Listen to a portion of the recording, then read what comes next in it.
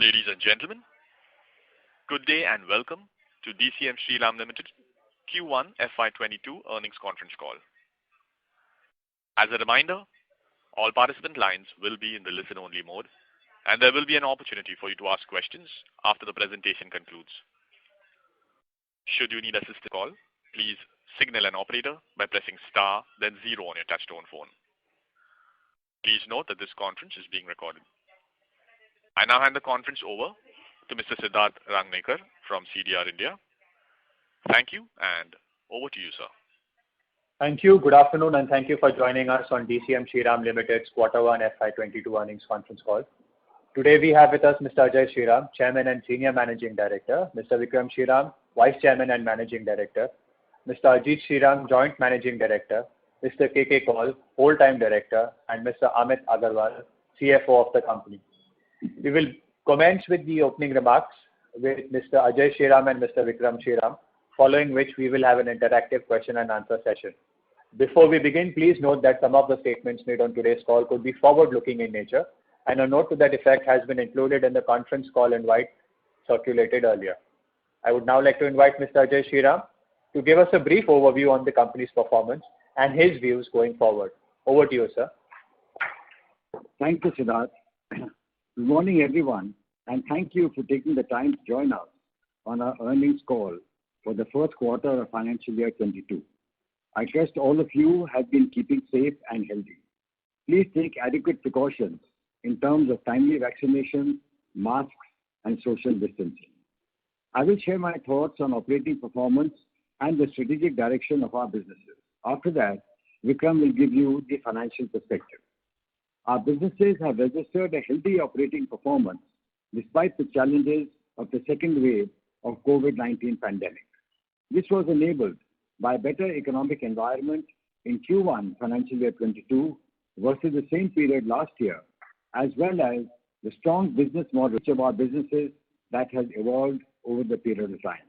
I must mention that the dedication of our employees during these difficult times has been absolutely remarkable. Our focus on scale, integration, and cost efficiencies helps us in managing our businesses better in such an environment. Continuing with this strategy, our board has approved following new projects. First, the expansion of our ethanol capacity with a new 120,000 kiloliters.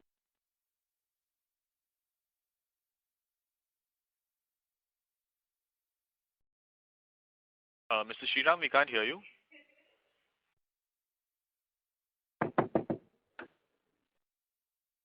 Bhaiya, you're on. I can't hear you, Bhaiya. We can't hear you.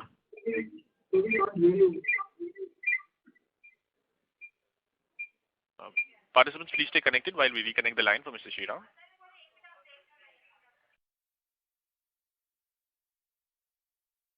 Ladies and gentlemen, please stay connected while we reconnect the line.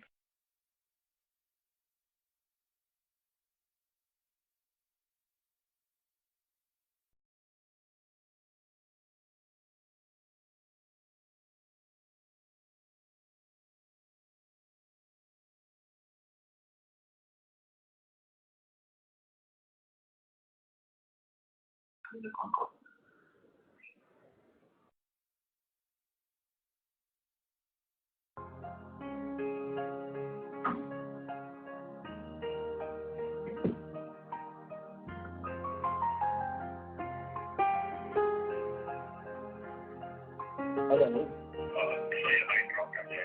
Yeah, thanks.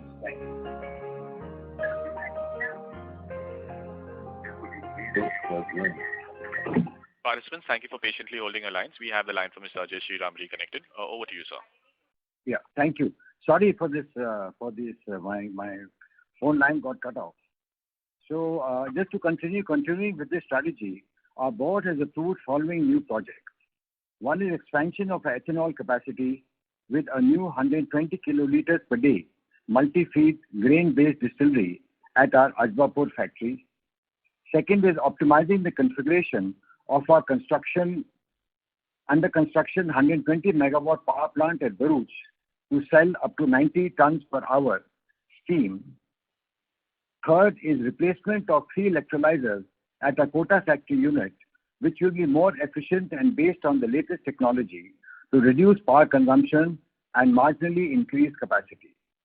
Further, we have now decided to initiate the expansion of 700 tons per day chlor-alkali capacity along with 500 tons per day flaker capacity at the Bharuch complex that was put on hold because of uncertainties caused by COVID-19. All these steps will further strengthen our businesses. With that, I would like to share with you the business-wise key developments. First is sugar. Government policy for continued support to ethanol and export of sugar is reaping the benefits for the industry and the farmers. In sugar season 2021, sugar exports was about 7 million tons and diversion of sugar to ethanol using B-heavy molasses is about 2 million tons. As a result, domestic sugar inventory is expected to come down to approximately 8 million tons by September 21 versus 10.5 million tons last year. We sold less sugar this quarter since total sugar available for sale was about 36 lakh quintals versus 56 lakh quintals last year in the same period. Lower availability sugar leads to lower allocation of monthly release quota by the government. Exports were low since we exported most of our sugar quota by Q4 financial year 21, and this year no additional export quota was allocated. The quarter end inventory was 25 lakh quintals versus 34.5 lakh quintals in the corresponding period. Domestic sugar prices remained firm and are around rupees 3,250 to rupees 3,300 per quintal. Our distillery volumes grew by 9% year on year. B-heavy mix was about 94% of sales volume versus 73% during Q1 financial year 21.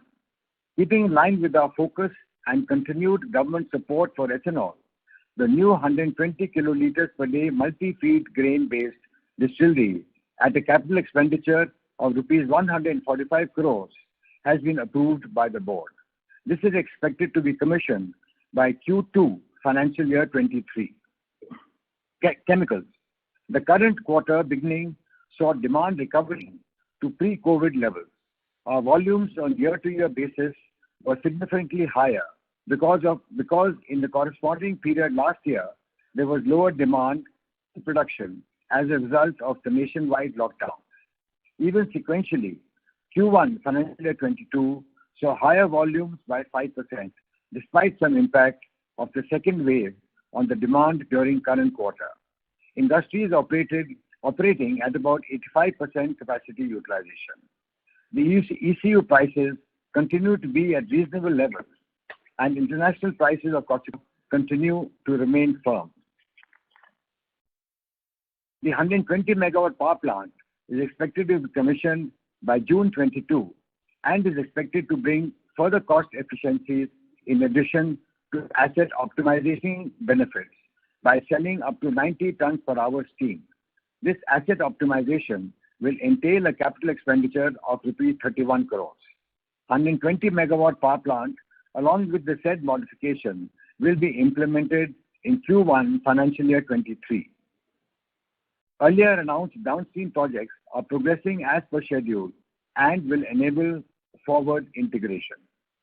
New investment for replacing 3 electrolyzers at Kota Chemical Unit at a cost of approximately rupees 44 crores will reduce power consumption with marginal increase in capacity. This will be completed by Q4 financial year 22. We will now start implementation of our 700 tons per day chlor-alkali expansion along with the 500 tons per day flaker, which was on hold due to uncertainties posed by the pandemic. This will further increase our scale and is expected to be completed by Q4 financial year 23. Vinyls and plastics. PVC import prices have seen some correction to $1,420 per metric ton in May and June after reaching a high of over $1,650 metric tons in April 21. Domestic prices are following international prices since more than half of the domestic demand is met by imports. Prices still remain attractive. The business manifested lower demand during the current quarter vis-à-vis Q4 financial year 21 owing to the second wave of COVID-19. However, it is likely to make up in the coming quarters. Agri-inputs. This segment covers Shriram Farm Solutions, Bioseed, and fertilizer business.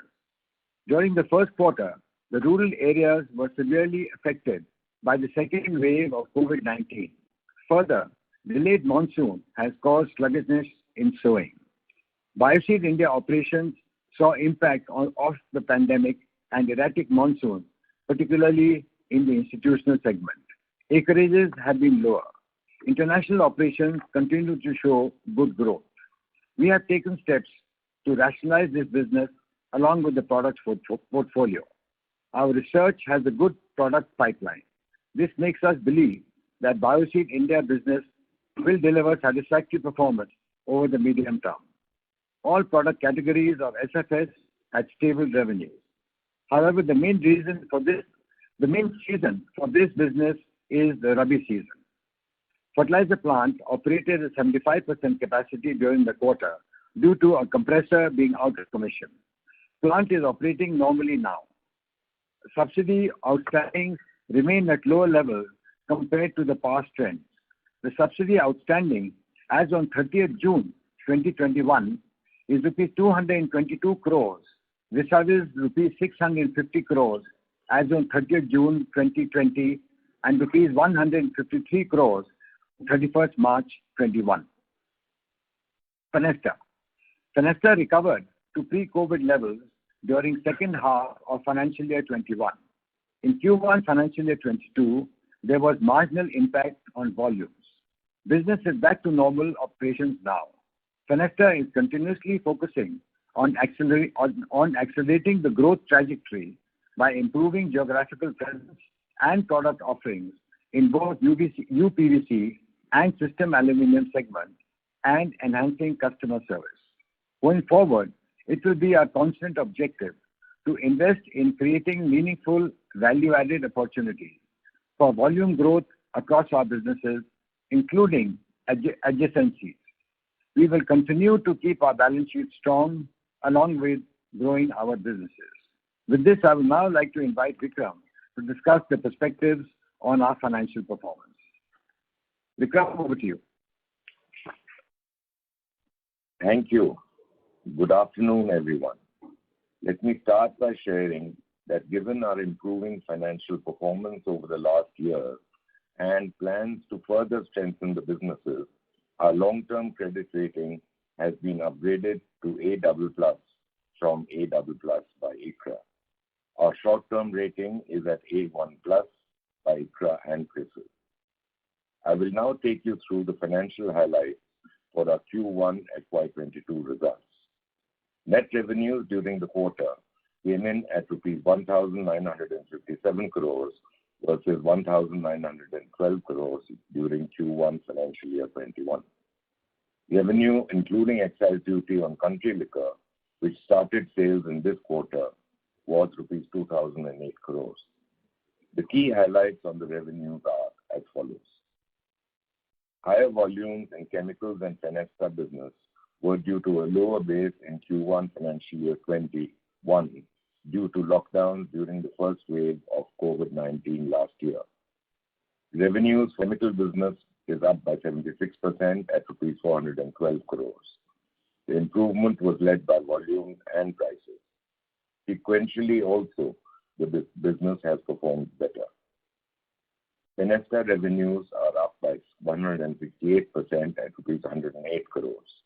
Quarter on quarter, the business witnessed marginal decline. Vinyl business revenues stood at rupees 186 crores versus 82 crores during Q1 financial year 21, primarily driven by prices of both PVC and carbide. Volumes were also higher year on year during Q1 financial year 22 on account of lower base in Q1 financial year 21, as mentioned earlier. Quarter on quarter, the PVC sales volumes were lower by 34% and carbide volumes were lower by 24% because of the second wave of pandemic. However, since the production was at normal levels, we expect to cover up during the rest of the year. Sugar business net revenues net of excise were down 36% year-on-year at rupees 563 crores, primarily impacted by lower sugar and power sales volumes.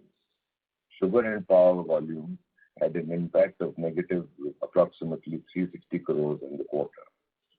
Domestic sales volumes stood at 10.5 lakh quintals versus 16.3 lakh quintals in the corresponding period last year. Export volumes were lower at 0.2 lakh quintals versus 5 lakh quintals in Q1 financial year 21. The reasons for the lower sales volumes have already been explained. Power volumes for Q1 financial year 22 were lower at 294 lakh units versus 634 lakh units last year due to current sugar season ending early by about 23 days versus the same period last year. Higher distillery volumes by 9% and the higher prices of sugar as well as ethanol were a positive for the business. SFS Q1 financial year 22 revenues were marginally up by 1% year-on-year at 212 crores. All product categories had stable revenues. Bioseed India revenues were down 6% year-on-year. The India operations were lower by 19% year-on-year at 136 crores due to lower volumes in corn and paddy. Second wave of COVID-19 and delayed monsoon has impacted the volumes. Bioseed Philippines witnessed a 69% surge in revenues at rupees 51 crores. Fertilizer revenues were up 8% year-on-year at rupees 220 crores. Higher prices, up 15%, are a reflection of higher gas prices, which are a pass-through. Volumes were lower 20% year-on-year as well as quarter-on-quarter as a result of the partial breakdown mentioned earlier. Fertilizer revenues also includes amount of 33 crores received for price revisions relating to previous years. Coming to profitability.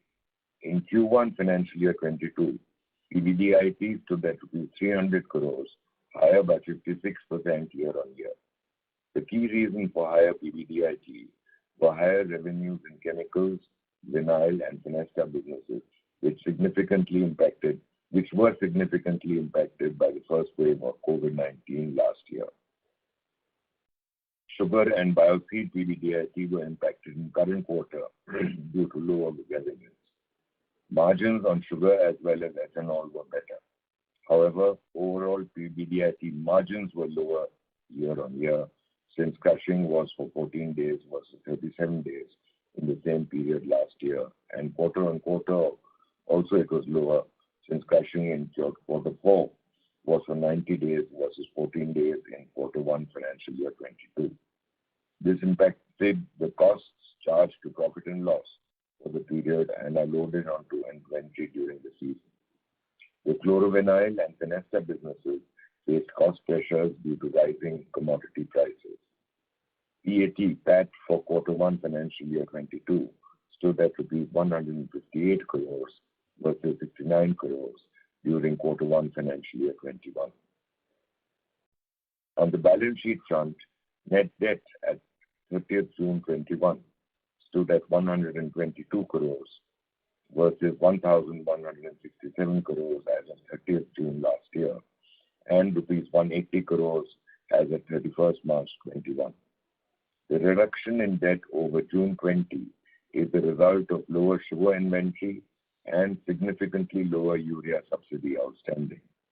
The company's prudent approach towards capital expenditure and working capital management across businesses also led to lower net debt. Our ROCE came in at 20.8% for first quarter 22 versus 18% for first quarter last year, financial year 21. Overall, we have started the new fiscal year on a steady footing.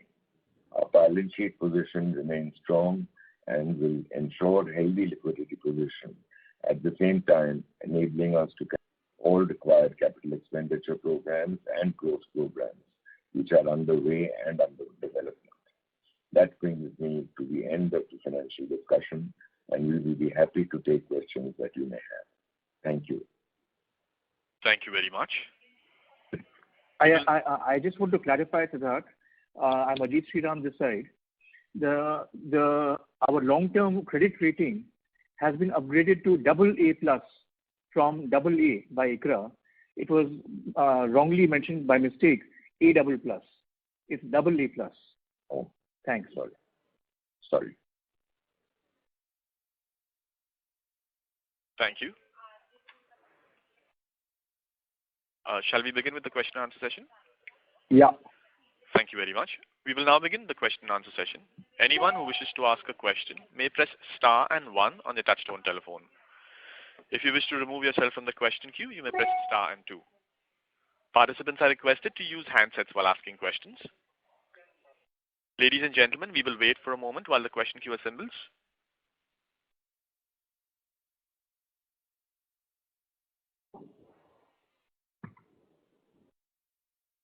We have the first question from the line of Chirag Sureka from DSP Mutual Fund. Please go ahead. Sir, good afternoon. Congratulations Good on the afternoon. performance and the upgrade in credit rating. My question was on the debt profile over the next 1-2 years. You've made significant progress in reducing your debt levels, but given the capex, would you envisage a substantial increase in debt levels over the next 2 years? The rough math that we have worked out is about 700-800 crores. So I just thought I'll hear your comments on that. Amit, would you like to answer that? Yeah, so you're right. We should, by this year end, we should be close to that number. But then progressively, we have to see what our capex plans are. For this year end, ballpark, this should be the number. Thank you, sir. That was my only question. Thanks a lot. Good luck. Thank you. Thank you. Thank you. The next question is from the Rohit Nagraj from Emkay Global. Please go ahead. Yeah, thanks for the opportunity and congrats on good numbers. And good to hear that the next leg of capex is happening. So my question is on chlor-alkali. So what has prompted us to relook at the expansion plans? And if you could just give us what has changed in terms of dynamics of the segment in the last 3-4 months, and in terms of domestic dynamics, are there any more players who would be putting up the capacity? So how the competitive intensity scenario? Thank you. The chlor-alkali business, you're right, we took a view about a month ago that we will go ahead with this project now. This is in 2-3 reasons. One is it's linked to our 120 megawatt power plant also, which will give us economical price power, by which our cost of production will be very competitive. That is one advantage. Second advantage is now, besides caustic soda, chlorine, we also have hydrogen. And hydrogen is again a value-added product, which is being sold to various customers around us. So that also contributes to the bottom line. And thirdly, we felt that really getting economies of scale at a single location, today also with 1,350 tons a day location in Gujarat, we are the largest single location plant. We will become 2,000 tons per day plus. That will give us economies of scale, which will again give us an advantage compared to competition. So we took a view it's better to get into it because, something or the other, and commodities, little upar niche will always happen. But are we competitive? Are we world class? That is the criteria. And we think that putting in this investment, putting in this expansion with the power plant will give us an edge to be world class. So that's why we took this decision. Right. And any other capacities which are planned and which may come up along with our capacity? I think there are a couple of big monies coming just now. I am not aware of anyone else coming right now. I think a couple of them are coming in this year. If I'm not mistaken, I think Aditya Birla Group is doing a little bit and Big One is doing something. But you never know. I mean, these are businesses where the growth happens. For instance, we have the advantage that Nalco and Balco, which are the two aluminium manufacturing plants in India, who are importing caustic soda earlier, they are now buying from the domestic market. So that's created its own demand. So, like this, the market keeps changing. But I think our objective of being competitive and being among the lowest cost producers, that is what we are trying to achieve continuously. Understood. So the second question is on the PVC front. So we have seen the prices coming off. How are we looking at the domestic demand and the pricing scenario generally for the next foreseeable future? Thank you. KK would like to answer that. Yes. I think we are expecting, the demand has recovered a bit, which had come down in June. In July, it has recovered, and we hope in coming months it will recover further. In terms of prices, which had seen a bottom sometime in June, have also recovered, and we believe they will recover further in the coming months. And we're expecting it to go by another $40-50 at least in the next 1 or 2 months. And stay firm for at least 2 more quarters. Right. That's encouraging. Thanks a lot and best of luck, sir. Thank you. Thank you. The next question is from the line of Karthik from Unifi Capital. Please go ahead. So hi, thank you for taking my question. So I just wanted to quickly follow up on the chlor-alkali expansion that you mentioned regarding the 120 megawatt power. So how exactly is it adding to the economic power pricing? Like is it to do with a replacement of coal and we going with some other technology, or can you elaborate on that, sir? No, yeah, sure. Actually, if we don't put up our own power plant, we have to buy power from the grid, which is from the Gujarat State Electricity Board. There, the cost of power is 7 rupees plus. Whereas if we put up our own, we are in the range of 4 rupees, 4 rupees 50 paisa. And as you are aware, I'm sure, the coal price in the international market, because we get only imported coal for our Gujarat factory, the coal price also fluctuates up and down. So whenever it comes down a little bit, we have an added advantage over there. And the third point is that the plant coming up now, 120 megawatts, as technology is keeping on improving, each new plant we put up is more efficient than the one we put up 2 years ago. So this plant is more efficient, and the cost of producing power is lower than what it would be for the older plants. So that gives us an edge again. So it is a coal price issue it's a coal price issue, it's a power rate issue vis-a-vis the state government, where we would have to buy it if we didn't manufacture our own, did not generate our own power, and of course the efficiency of a new plant. Sure, sir, that's great. And with the expansion you already mentioned regarding hydrogen, it will give us more of hydrogen, which will help us in economy of scale and hydrogen peroxide expansion? Hydrogen peroxide plant is still under implementation. That's a new plant and a new value-added business down the line. We are going into hydrogen peroxide. We're going into ECH and glycerin purification thereon. So we are looking at these projects for value-add down the line in any case. But more hydrogen is also a good thing because there's a good realization for that too. Okay, understood, sir. So, and have you finalized on the technology for ECH? Because in the last call you mentioned you're more or less there. We have. Does anyone finalize? Yeah, we have finalized. Okay, that's great, sir. So, and just to touch upon the sugar inventory situation that mentioned, that lead to lesser sales this time, and I see that as a monthly quota allocation for DCM in July has gone up to almost 4.1 lakh quintal. So, how do we see it for Q2? So, I mean, given that the inventory level was even further down from March, do we expect a better sales coming in for this Q2? See, basically, as far as the sugar inventory is concerned, as it was mentioned in the opening remarks, the total sugar available for sale was 36 lakh quintals this year versus 56 lakh quintals last year. Now, the release mechanism is such that is proportionate to the stock level that you have. So it's very difficult to sort of quantify what the release would be for the following year, because this also involves how much B-heavy you've diverted for manufacturing of ethanol. That gives you a little additional release. So there are many factors which are involved in the factory-wise release. So we have 4.2 lakh quintals this month, as you mentioned. It will be difficult to quantify what will happen next month or the following. Understood. So because but it will be in line with all the other factories or all the other companies as a percentage on a broad level. Sure. So no, I'm just trying to understand it. On the year basis, I get it. Like it hovers around that region. But on a monthly basis, we do get allocated and by the Ministry of Food, the list is released.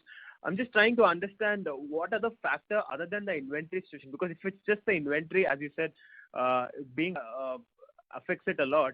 Because our inventory currently is even lower than Q4. So I'm just trying to understand if that will have a greater impact in this quarter.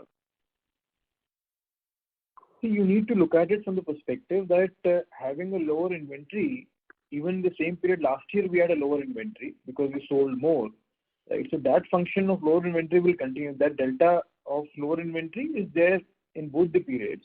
But then the other factor also is what is the demand, what is the levels of demand that government is looking at. That is another factor which will play a role in terms of allocation. Got it. So incrementally for this quarter, if there's a better demand, we could see better results. And it's sort of like in July, the allocation was higher. You're saying a better demand environment might have the average of.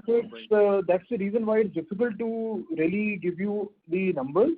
But yes, what is available for sale does make an impact, but it doesn't mean that it will fall. It will be linear. Sure. See, as far as demand also is concerned. Yeah. As far as demand also is concerned, it depends on the festive seasons.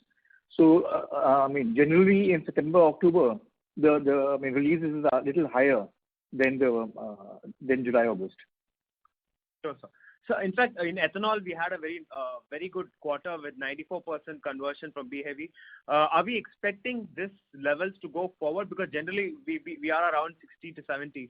So, what's the outlook in that particular segment, sir? We plan to maximize our B heavy to ethanol going forward. Okay, that's great. And also this. So as was mentioned, it was about 70%, 67-70% the previous year. We've increased that to 94%. Going forward, also we will maximize our B heavy to ethanol. Okay, so that's great to hear because that directly does affect our inventories also going forward, and that's why I was curious if there is any management in that front where you get in a situation where you have to probably cut down on the B heavy.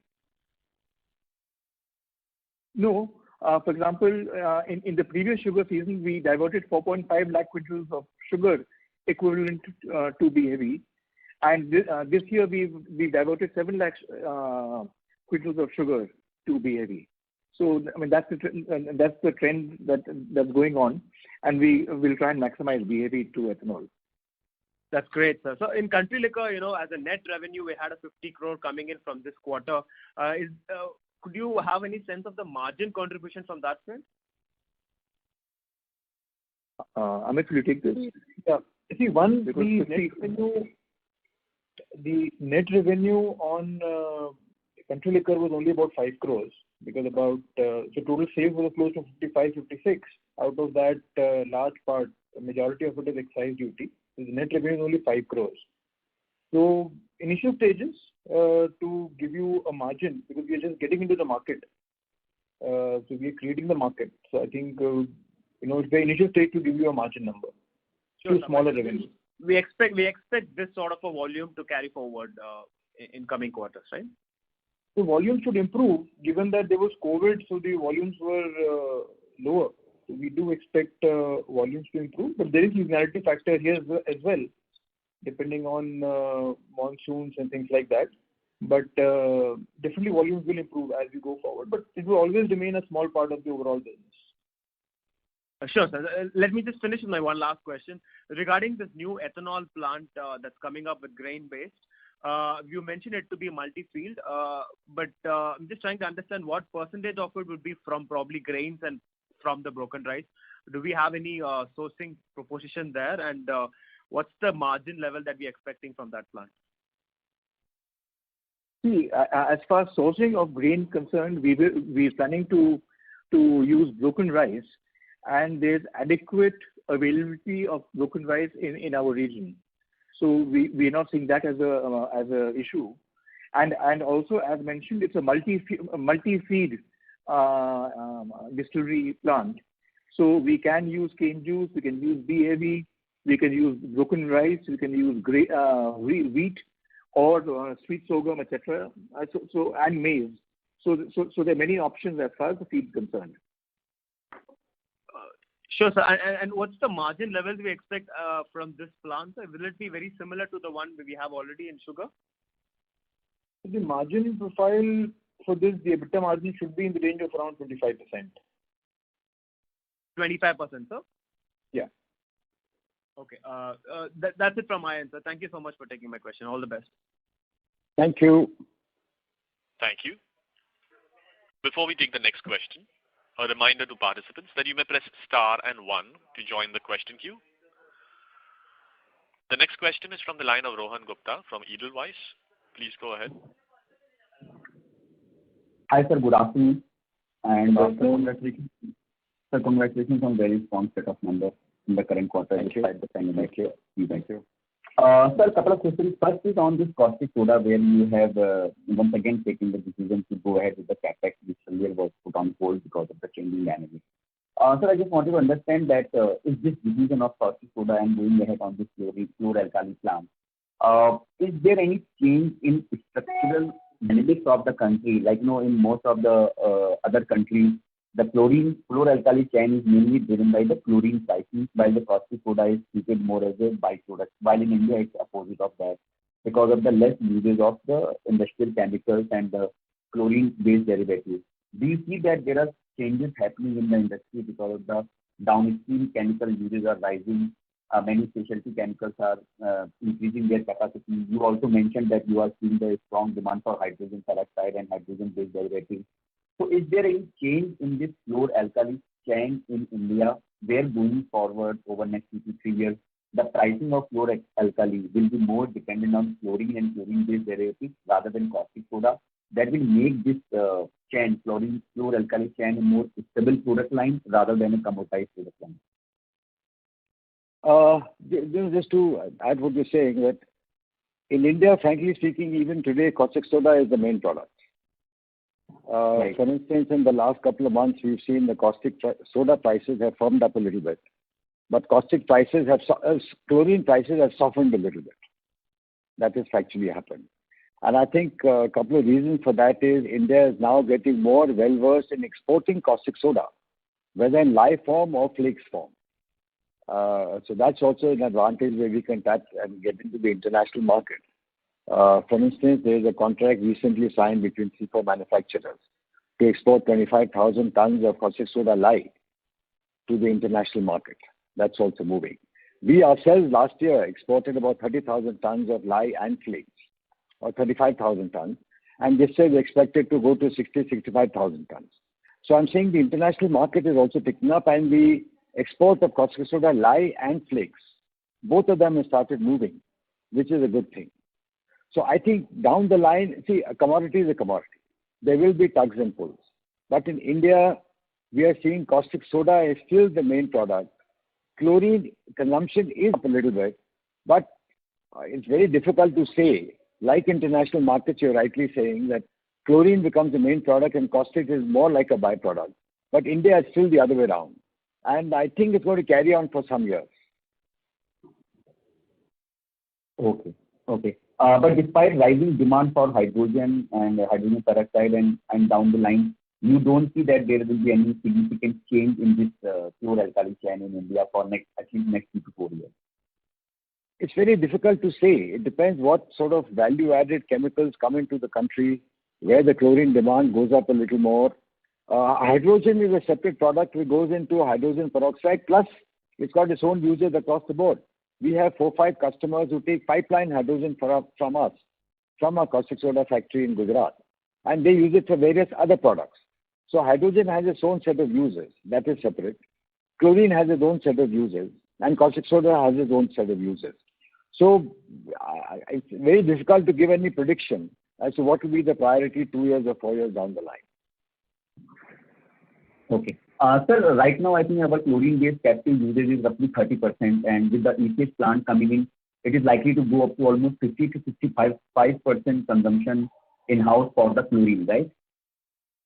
Yes, it will go up because we are expanding our aluminum chloride plant also from 60 tons a day, we're going up to 150 tons a day. So that will also increase the chlorine consumption. And epichlorohydrin is also going to come up after, I think, about 4 quarters, or 4 or 5 quarters. That will also start taking chlorine. So chlorine consumption in-house will keep going up.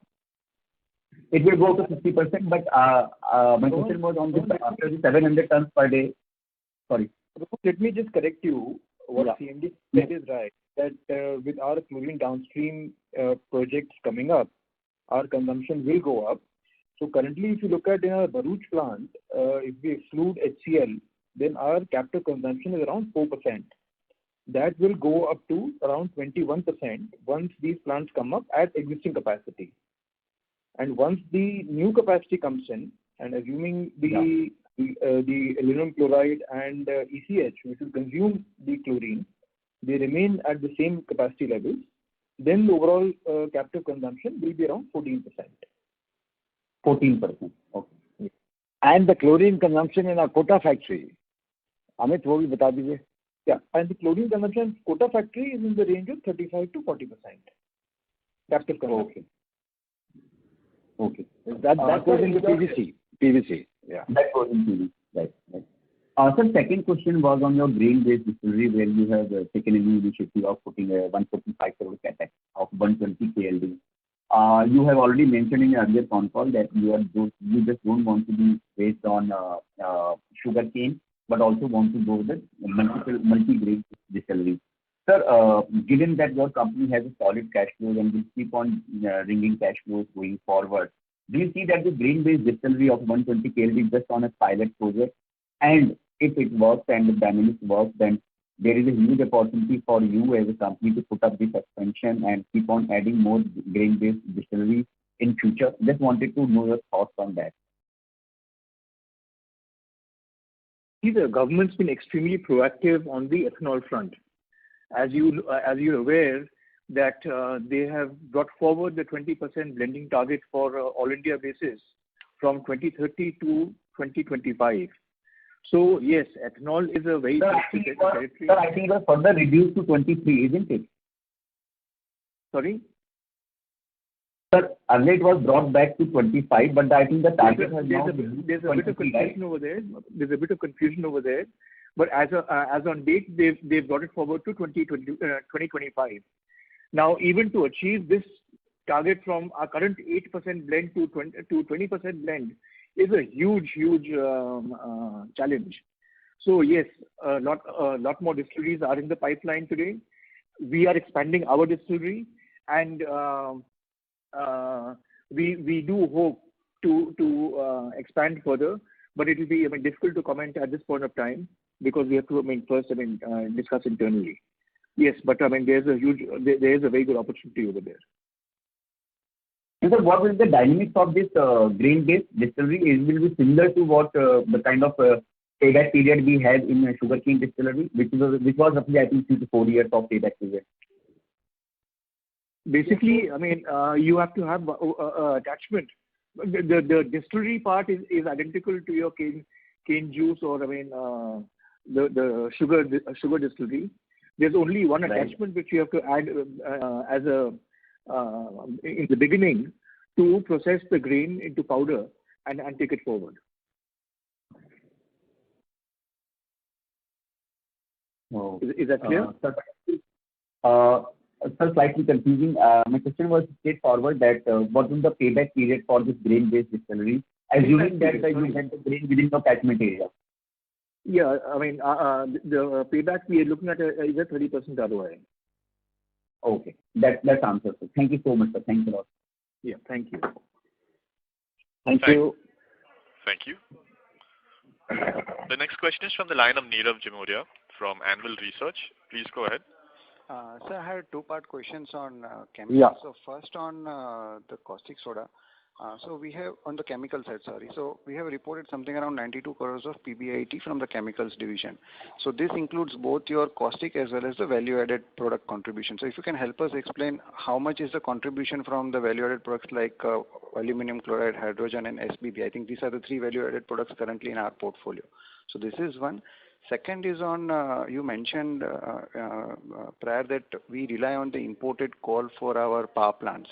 So if you can Correct. help us understand, like, because the coal cost has gone up in the international market, so how are the dynamics works? Like, if we consider $5 to $10 increase in the coal cost, how does it impact our generation cost in rupees per unit? So let's say if our generation cost currently is 4 rupees 50 paisa, and if coal cost goes up by $10 in the international market, how does it impact? Because it also depends upon the calorific value, if I presume it correct. So this is first set of questions, sir.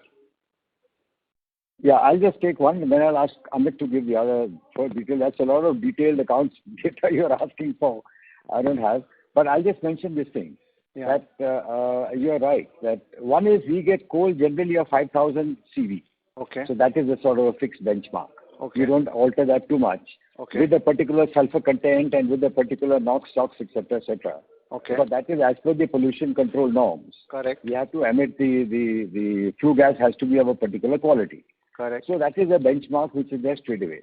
You're right. In the last couple of months, the coal price from Indonesia, where we get a lot of coal, has gone up from about $70 to $90. Yeah. So that has an impact.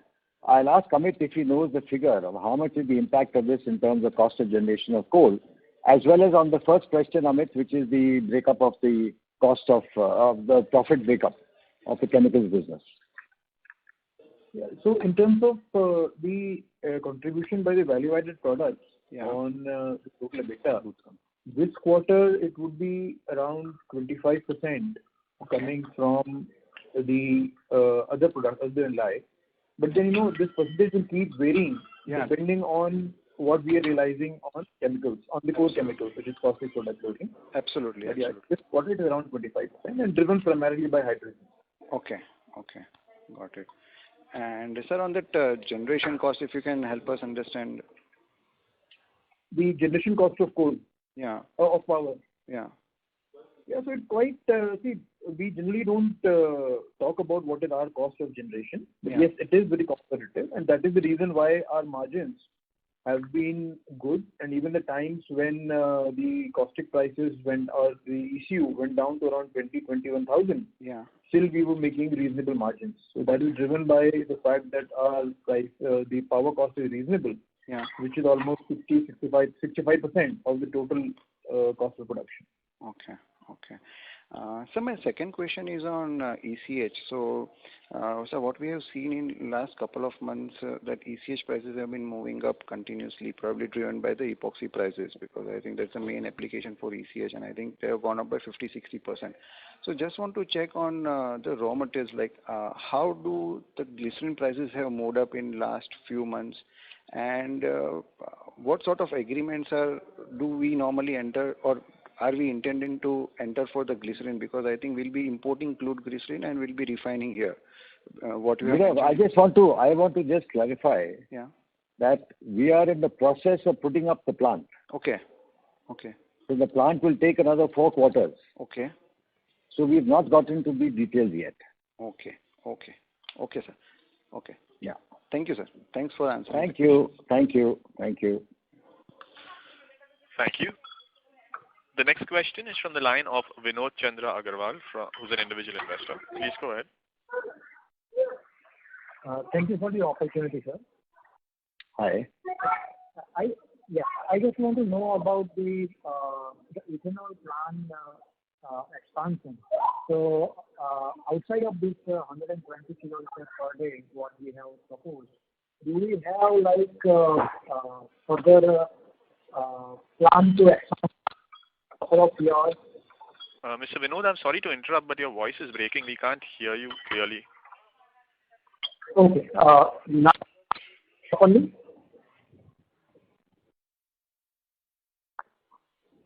Are you able to properly now? A little bit. Please try. Yeah. Please carry on. Properly now? Are you able to hear proper now? Yes, sir. Now it's fine. Please go ahead. Okay. Know the bigger plan on the ethanol production side or the ethanol capacity addition side, because as you know that government has approved a lot of our applications which would have made for the bigger expansion. So is there any timeline to complete those, whatever the applications we have made for the future expansions? Is there any timelines to complete that? As mentioned earlier, the current 120 KL plant, which is been approved by the board, will be commissioned in Q2 of FY23. Mm-hmm. No, outside of this 120 kiloliter, is there any plan to expand further? Because there, you know that government has a big ambition to achieve that, and we also made a bigger applications, right, on the to expand there. So, is there any plan, or is there that was only the applications what we have made to the government, that what we want to achieve in the future? But right now we are only proposing out of, I think, whatever that we have applied, because in the list what I see where we have got the approval of the interim submission scheme, there are a bigger chunk of the ethanol plant is there which we have proposed, but right now we are only proposing 120, and I think government also has a deadline to complete after getting the approval of that scheme. So just wanted to know that what is our plan to complete those whatever we have proposed to the government. No, Mr. Agarwal, just to clarify, we are looking at the growth of the sugar business along with the ethanol and other chemicals on a continuous basis. Our cane development efforts are on, and we do hope to continually expand our existing factories, and along with that, we will look at further expansion of ethanol going forward. Okay. And just, sir, another thought on that sour plant which we are adding. In that you said that the cost could come around 4 to 5 rupees, right? So I just had a thought. I'm not sure about how the dynamics works on that, but as you know that the solar plants which is available, or the solar plant provider, they just bid the amount around $2 to $3 rupees, right? So why can't we purchase directly from those type of producer who can provide that 3 rupees plant rather than that? I know it will work only for a daytime, but is there a issue if we can't purchase directly from that solar plant provider and solar energy provider rather than the Gujarat government or the Gujarat Power? Vikram, okay, Vikram, please. I think at present the regulations for purchase of power and the charges levied by the state electricity boards for transmission, distribution and cross-subsidy are still under formulation. So we are always actively looking at that as an opportunity. But it is not, because of the heavy cross-subsidy charges and transmission charges. At present it is not viable.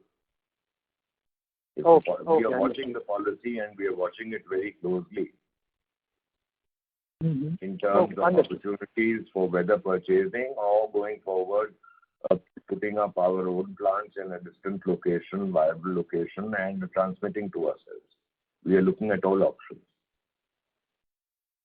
Okay, understood. Thank you, sir. And so just last one question. Not yet firmed up. Yeah, just one last question, sir, about the chemical sector. As you know that right now everyone is looking for China plus one strategy. So in that sector, do we have any plan to expand in those type of chemicals which will benefit that China plus one thought or the theme? Yeah, go ahead, please. Yeah, I think we are looking both from the China plus one, and we are looking at other opportunities also. So we are looking at multiple opportunities in the chemical area. And in the course of the next year or so, or 6 months, whatever, things will start getting firmed up and taken up and approved by the board. So the plan is to look at growth, further growth in chemical sector. And we are looking at multiple opportunities. Okay, understood. Thank you. Thank you very much, sir, for taking my questions. Thank you. Good luck for the futures. Thank you. Thank you. The next question is from the line of Asim Barde from DAM Capital Advisors. Please go ahead. Yeah, hi. So I had two questions, both on the PVC business. So I think to an earlier participant, you talked about PVC prices would remain firm for the next 2 quarters at least. So can you talk about how is the supply situation globally at the current juncture? And if you could also comment on the visibility of supply for inputs that go to producing PVC.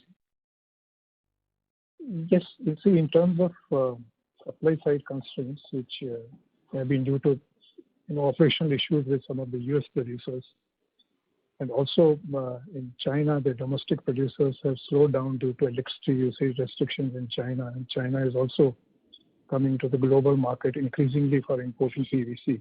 So there are significant inquiries coming from China for PVC imports. Recently also there have been some flooding issues in Europe, largely in Germany and Belgium, which is also likely to affect the production issues in the European market. So in terms of supply side, constraints would continue. In terms of strong demand for PVC in US markets, the exports from US will also remain restricted. So we expect that the Asian offers would largely go to China, and so the global market is expected to be seeing supply side constraints, and the prices are likely to remain firm as they are today. Okay, but can you? Some of the freight issues are also still high, so they are also going to make the prices, importing it in India, the prices will continue to remain high. Right, but on the supply side for inputs for PVC, is there a supply constraint there as well, or is there not much of a problem? The ethylene, which is largely globally the material for the PVC production, ethylene, EDC, there doesn't seem to be any constraints in that. The ethylene, if the margins in PVC are good, it gets diverted from the other petrochemical products which are made. So we don't see any raw material side constraints. But in China, yes, because of the electricity usage restrictions, the carbide-based PVC is likely to come down because the carbide prices in China have gone very high. So in China, the raw material constraints, particularly in the carbide-based PVC, would be high. Okay. So it's still fair to assume that for a while, given that PVC prices would be higher, but on the raw material side, things won't be that of a problem. Margins should still be higher for you guys, at least on this business. Yeah, we also, like it was mentioned, power is for us in carbide-based PVC. Power is the main raw material. So the coal, whatever increase in coal prices is happening, that affects our cost also. But that's not, that's more than offset by the prices that we are getting to. Right. And I think you just slightly touched upon expanding capacities in the chemicals business. Would you be looking to increase any capacity in PVC in particular? As has been said, it's still under evaluation, so I don't think we have formed up anything as of now. And would you be aware if any competitors in the domestic market are planning to expand capacity? Not the current manufacturers. Possibly some large projects have been announced, which are very big mega projects, but in the current manufacturers, I'm not aware about any expansion plans. Okay. Well, just for my knowledge, if someone wants to set up a capacity right now, the lead time to set it up would still be long, right? Like 1.5 or 2 years long? Yes, it would be of that order. Okay. Sure, sir. Thanks for answering my questions. Thank you. Thank you. The next question is from the line of Tejas from Nippon India Asset Management. Please go ahead. Yeah, good afternoon, sir. Good afternoon. Mr. Tejas, your voice is really low. We can't really hear you very well. If you're on a hands-free, request to use the handset. Yeah, hello. Yes, sir. Much better. Am I audible? Yes, sir. On the green-based ethanol, the realizations will be or BL.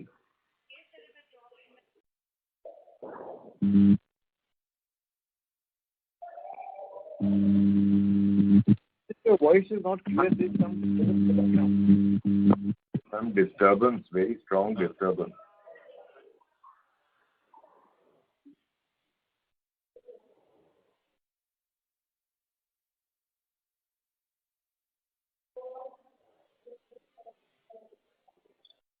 Hello? Yes. We seem to have lost the line from Mr. Tejas. We'll move to the next question. The next question is from the line of Navneet Bhaiya, who's an individual investor. Please go ahead. Hi, sir. Congrats for a great set of numbers. My question was on the capex intensity. So currently, based on the projects that we've announced, we are doing about 1,100 odd crores per annum. With hopefully the COVID uncertainty reducing and our cash flows are pretty strong, balance sheet is also in a strong shape. Do you see this getting a little? Do you see any scope of this increasing, being a little more aggressive in terms of capex intensity?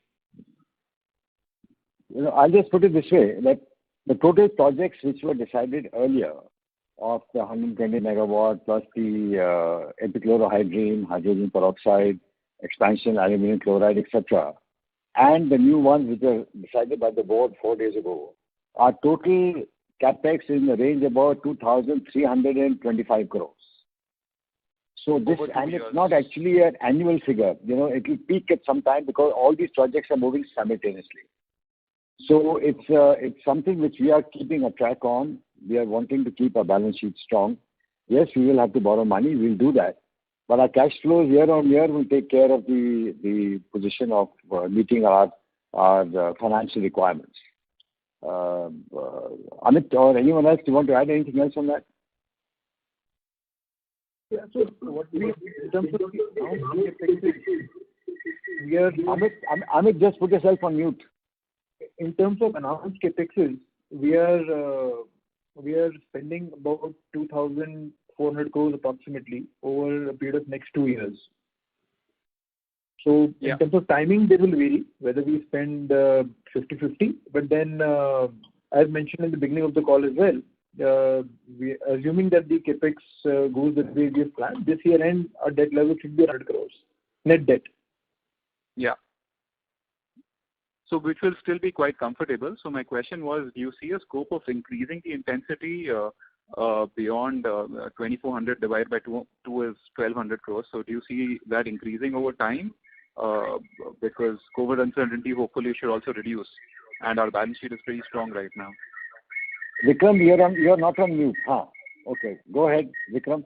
Yeah, we are studying various growth opportunities, and we are looking at various opportunities in all our businesses, possibly except urea and possibly except cement. So we expect growth opportunities to start maturing and being taken to the board as they mature. So from next financial year onwards, yes, there will be additional capex. There should be additional capex. Understand, sir. Thank you so much, and all the best for the future. Thank you. Thank you. The next question is from the line of Tejas Sheth from Nippon India. Please go ahead. Yeah, apologies for earlier network issues. Yeah. On the grain-based ethanol, would the realizations be similar to C heavy or B heavy?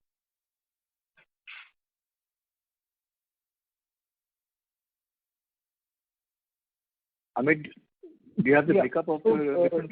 Yes. So the realizations for grain-based are 51.55. Okay. Rupees per liter. So it varies. I mean, depending on the feedstock, the realization varies. Okay. On the chlor-alkali expansion of 700 TPD, our earlier interaction, you had stated that it will take nearly 9 to 12 months once you people finalize.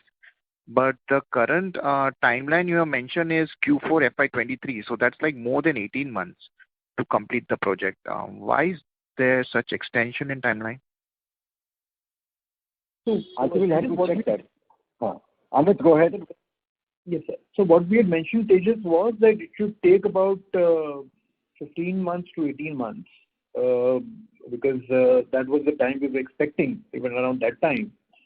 18 months from now is more of an upper limit, right? Because we've just decided in this month itself that we want to go ahead. And then finalizing the plans and all that also will take a month or so. And then the ordering and all that will start. So I think that interest rate also needs to be covered up. So Vikram, can you just put your, I think, on mute, yeah. Amit, go ahead. Yes, I think 18 months is a reasonable number to be very sure of that. And we don't want to overpace it either, Tejas. Okay. If you look at the other capacities coming in, we want to ensure that when we come in, we don't flood the market. The market should be able to absorb. So we have done our calculation in that perspective also. Okay. On the realization of caustic soda, there's huge gap between the import prices and the domestic prices. So how we see those prices movement over next, or let's say over next 3-4 quarters, would the import is expected to come down, or you expect that the domestic prices will move up and be at import parity? I think the prices generally are at import parity. They move in that range. And as I mentioned earlier, India started exporting a lot more caustic soda, lye and flakes, which gives the advantage of not having too much excess capacity being sold in the domestic market. Plus, these aluminium manufacturers have started buying from here rather than importing caustic soda, because caustic soda prices outside also did go up a little bit. So I think the prices keep varying. There's nothing which is, and it depends. One is the international price varies, the domestic price varies, depends on supply and demand, and what is the export potential which happens. So I think these are the variable parameters that determine how the pricing happens. Okay, but once things normalize, you see realizations at around 25,000-26,000? Yes, I think we do feel we are in the range of 23 to 25 even today, and it moves in that range. So we are hoping it will stabilize at this range. Okay, fine. Thank you very much for answering. Thank you. Thank you. The next question is from the line of Shanti Patel from Shanti Patel Investment Advisors. Please go ahead. Good afternoon, sir. My question is, when all our expansion plan materializes, or either in totality or step by step, what will be our return on capital and return on equity as on 31st March 22 and as on 31st March 23, taking into consideration the present situation? Yes. Amit, please. Oh. Hello. What's my question? I hope. I was just saying that it's difficult to forecast an accurate number. No, not accurate. Approximate. I'm not giving an approximate number. I'm just saying it will be well above the cost of capital, and it will be a satisfactory return on ROCE. No, but do you think that it will go up as compared to what is today? It is very difficult to forecast when you're in commodity businesses and there are multiple new projects being commissioned and the capital intensity is going up. But you will understand that directionally the aim is to maintain a high ROCE and a high return on capital employed. Okay, thank you, sir. Thank you. And Shanti Patelji, I'll just mention, who had ever thought Corona will come? And look at the impact of Corona. There's a second wave which has come. They talk of a third wave. So, one has to be realistic to see what is the market also and what is the business environment. No, that I agree with you. That is why I told, taking into consideration the present situation. So the aim is to maintain a satisfactory and a balanced approach. So that even if there are problems, we don't have severe problems, and if things are satisfactory, we are doing well. Okay. Thank you very much. Thank you. Thank you. Thank you. The next question is from the line of Shrenik Bachawat from JM Financial. Please go ahead. Hi, sir. Thanks for the opportunity. Most of my questions are answered, but I just wanted to check that recently the PVC prices have started moving up. So, what do you attribute the main reasons for it, and So what do you attribute the reason for the price increase in PVC recently? KK?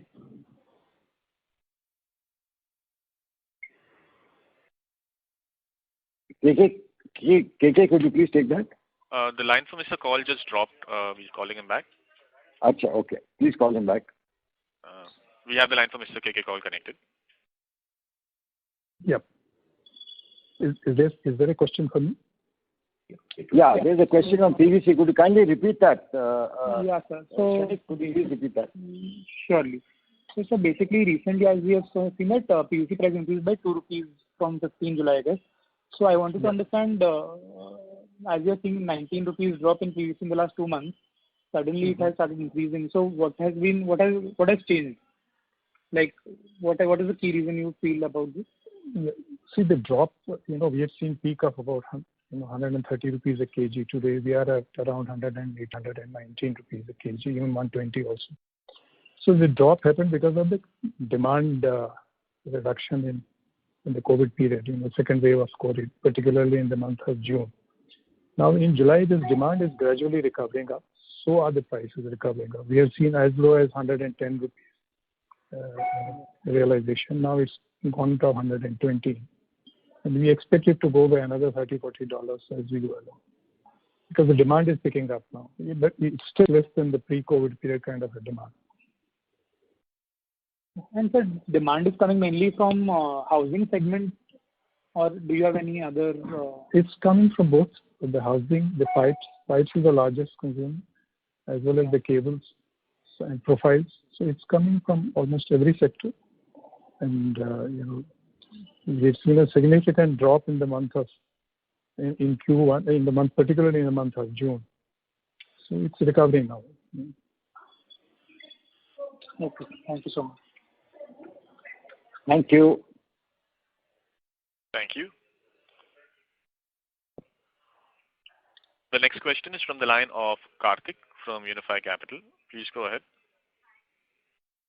Sir, hi. Thank you for the follow-up. I just wanted to understand when you said, the new ethanol plant being a multi-feed, but can we assume safely that, 90% would still be from broken rice, at least to have a ballpark figure? It's difficult to say 90% or 80 or 100. I mean, our aim is to actually try and run it on as much of broken rice as possible.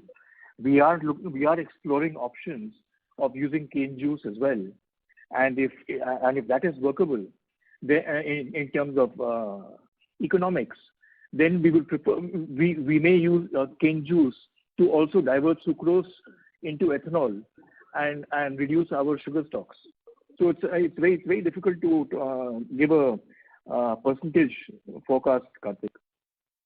Sure, sir. So I understand. Sir, regarding one touch point on fertilizers, there was a mention regarding a breakdown that, put our capacity utilization only at 75. And so do we expect this sales to come back in this quarter? Because generally Q2 is quite strong, leading up. Just so I understand, are we seeing the volumes back? Yes, the equipment which had broken down, that's been restored back. So now we expect this quarter we should be going back to the normal production, full production. Sure, sir. Thank you. Good luck. Thank you. Thank you. We take the last question from the line of Rohan Gupta from Edelweiss. Please go ahead. Yeah, hi sir, and thank you very much for the follow-up opportunity. Sir, just one clarification on this capex of 2,100 crores, including this Bharuch Chemical Complex. So we have seen such a sharp rise in commodity prices, steel, aluminium, and all these commodity prices have gone up almost 60% to 100%. Just wanted to review your capex plan. Will this capex numbers remain the same, or there is any significant changes which are there in the this capex plan, capex outlook? Amit? Yeah, so see, given the prices we are reviewing now, right, because there may be some margin. We are reviewing the numbers, so we will come back with the exact amount. So, sir, if we refresh as of now, this 120 megawatt power plant, I think it was earlier some 450 crore. If you can, sir, give those reviewed number right now. Yeah, as I said, Rohan, we are reviewing it. For this 120 megawatt, there may be some increase, but those increases will not be significant, and it also does not significantly impact the return that we are targeted. So if you remember, our hurdle rate generally is around 25%. So we should still be in that. Okay. Okay, sir. Fine enough. Thank you very much, sir. Thank you. Thank you. Thank you very much. That was the last question. I would now like to hand the conference back to the management team for closing comments. Thanks. Ladies and gentlemen, thank you very much for your participation in our Q1 financial year 22 earnings conference call. We will continue to work on our strategic direction of growing our businesses, using scale, multiple revenue streams, enhancing efficiencies, and achieving higher integration. We will also ensure that the balance sheet and cash flow remain strong. With key capital investments announced earlier and recently of approximately 2,350 crores, we are poised to report better outcomes in the time to come. Once again, thank you very much, and we wish you safety and health during this difficult time of Corona. Thank you so much. Thank you very much. Thank you. Please go ahead. On behalf of DCM Shriram Limited, that concludes this conference. Thank you for joining us, ladies and gentlemen. You may now disconnect your lines.